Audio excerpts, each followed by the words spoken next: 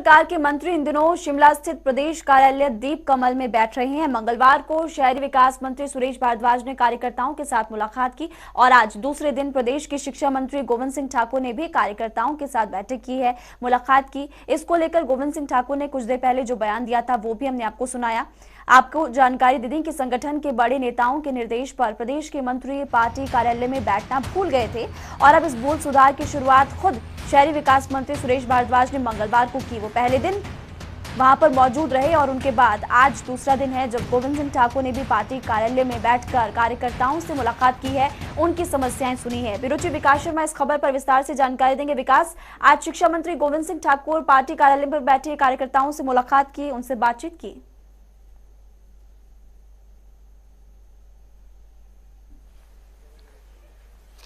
हाँ बिल्कुल महिमा, आपने बिल्कुल सही कहा, क्योंकि देखिए लंबे अरसे से ये मांग की जा रही थी कार्यकर्ताओं की तरफ से कि जो संवाद है वो नहीं हो पा रहा है। कहीं ना कहीं दूरियां जो हैं वो सरकार के साथ कार्यकर्ताओं की बन रही हैं।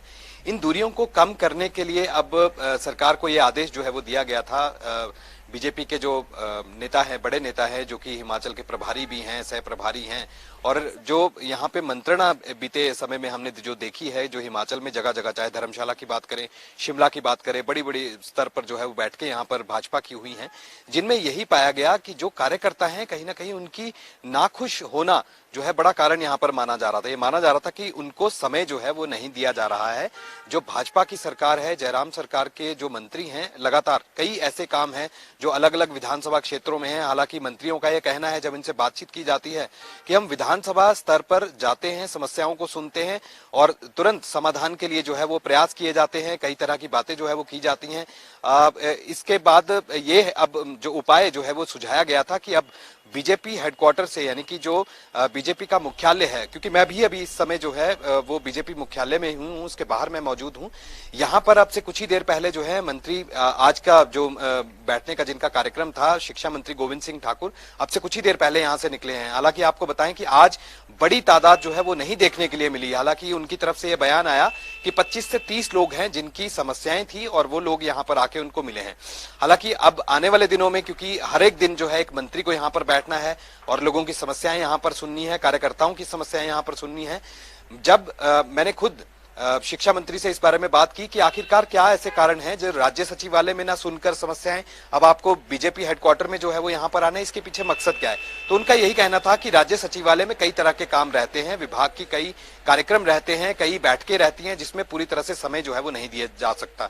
ऐसे में समस्याएं किस तरह से उनका निदान किया जाना है, और दूसरा जो गैप है, क्योंकि देखिए आप ये चुनावी वर्ष है हिमाचल प्रदेश में, और ऐसे में इस चुनावी वर्ष के दौरान अगर बीजेपी कार्यकर्ताओं को रूठने मनाने का सिलसिला जो है वो चलता रहेगा तो किस तरह से चीजें धरातल पर चलेंगी, ये बड़ा सवाल था। इसको लेकर अब भाजपा ने, पार्टी ने ये सुनिश्चित किया है कि सभी मंत्री एक एक करके यहाँ पर पार्टी मुख्यालय में बैठेंगे। दिन सुनिश्चित किया जाएगा, समय मुकर्रर किया जाएगा, और उसके दौरान लोग यहाँ पर भाजपा के जो कार्यकर्ता हैं जिनके काम नहीं हो पाते, आज भी हमने देखा प्रदेश के कई जगहों से लोग जो हैं वो यहाँ पर पहुंचे थे, कई जिलों से लोग जो हैं वो यहाँ पर पहुंचे थे और अपनी अपनी समस्याएं यहाँ पर बताई गई, चाहे वो शिक्षा विभाग की हो, क्योंकि भाषा एवं संस्कृति विभाग भी इनके पास है।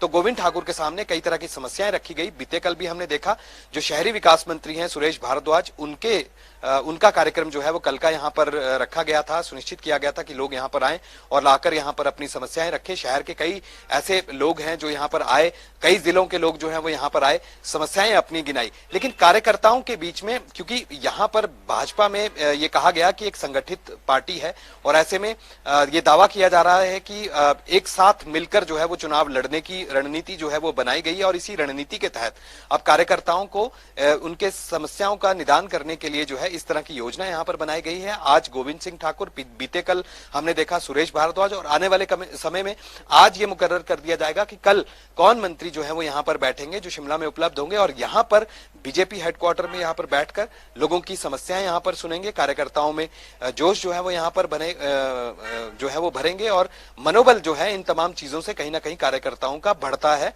इस तरह की बातचीत जो है वो आज गोविंद सिंह ठाकुर ने भी कही है और भाजपा का भी यही मकसद है कि आने वाले दिनों में अब चुनाव है। सबसे पहले शिमला जो म्यूनिसिपल कॉर्पोरेशन है उसका चुनाव यहां पर होना है, नगर निगम का चुनाव होना है। नगर निगम के चुनाव के बाद अब एकदम से विधानसभा के चुनाव जो है उसकी तैयारी यहां पर शुरू हो जाएगी और विधानसभा की जो तैयारी है चुनावों की उसको किस तरह से मिशन रिपीट जो है वो यहां पर करना है, इन तमाम चीजों को लेकर इस तरह के संवाद का होना ये बताया जा रहा है कि सबसे बड़ी चुनौती जो है वो कार्यकर्ताओं के साथ संवाद करना है। तो ऐसे में एक ये पहल की गई है। हालांकि ये पहले ये किया जाना था क्योंकि किन्हीं कारणों की वजह से, हालांकि कारण जो है वो स्पष्ट नहीं है, लेकिन ये बताया गया कि भाजपा के जो मंत्री हैं वो हिमाचल प्रदेश में व्यस्तता के कारण जो है वो इस तरह की पहल नहीं कर पाए।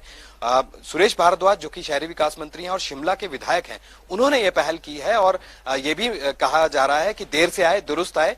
ट्रेन जो है वो जा रही थी लेकिन आखिरी डिब्बा जो है वो यहाँ पर पकड़ लिया गया है और ट्रेन में अब सभी सवारियां जो है वो सुरक्षित हैं। इस तरह की बातचीत जो है वो यहाँ पर की जा रही है। बिल्कुल, और देखने वाली बात होगी क्योंकि ये चुनावी वर्ष है और इस चुनावी वर्ष में किस तरह से तालमेल यहाँ पर बेहतर होता है सरकार और संगठन के बीच। क्या बीजेपी रिपीट कर पाएगी, ये तो आने वाला वक्त ही बताएगा। विकास, आप हमारे साथ बने रहिए।